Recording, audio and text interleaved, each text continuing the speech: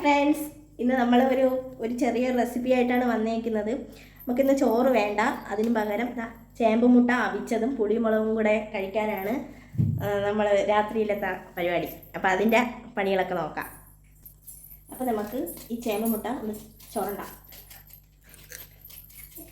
അപ്പോൾ ഇത് നമ്മളിങ്ങനെ തൊലി കളഞ്ഞിട്ട് കുഞ്ഞായിട്ട് ഞുറുക്കിയിടണം ഗൈസ്.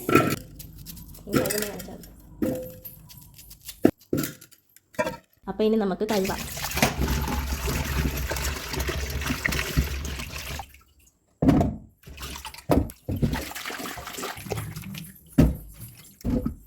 അപ്പോൾ നമുക്കിത് വേവാനുള്ള ആവശ്യത്തിനുള്ള വെള്ളം എടുക്കണം. അപ്പോൾ നമുക്ക് ഉപ്പ് ഒഴിക്കാം ഗൈസ്.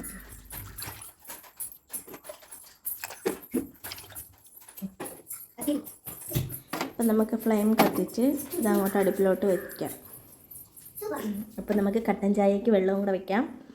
അത് കഴിഞ്ഞ് പാത്രത്തിൽ നമുക്ക് മുളക്, ഉപ്പ്, വെളിച്ചെണ്ണ ഇതെല്ലാം കൂടെ മിക്സ് ചെയ്ത് വയ്ക്കാം. ഇത് കഴിക്കണ്ടേ. അപ്പോഴേക്കും നമ്മുടെ ചായ വിളക്ക് കളകളാന്ന് തിളയ്ക്കുന്നു ഗൈസ്. അതിൽ നമുക്ക് തേയിലപ്പൊടി ഇട്ട് പഞ്ചസാര ഇട്ട് ഇളക്കി ഒന്ന് വെച്ചേക്കാം. അയ്യോ, അത് വെള്ളം എടുത്ത് കളഞ്ഞതൊന്നും ഞാൻ കാണിച്ചില്ല ഗൈസ്, സോറി.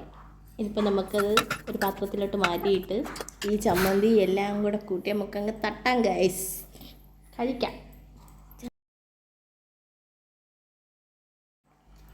ചേമ്പ് അവിച്ചതുണ്ടെങ്കിൽ ഒരു കട്ടൻ നിർബന്ധമാണ് ഗൈസ്, അതും വേണം. അപ്പം നമുക്ക് ചായ ഒഴിക്കാം. അപ്പം നമുക്ക് കഴിക്കാം ഗൈസ്.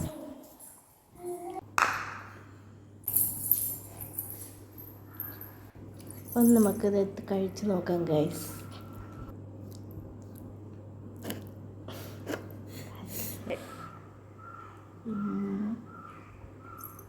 കൊള്ളാം, സൂപ്പർ.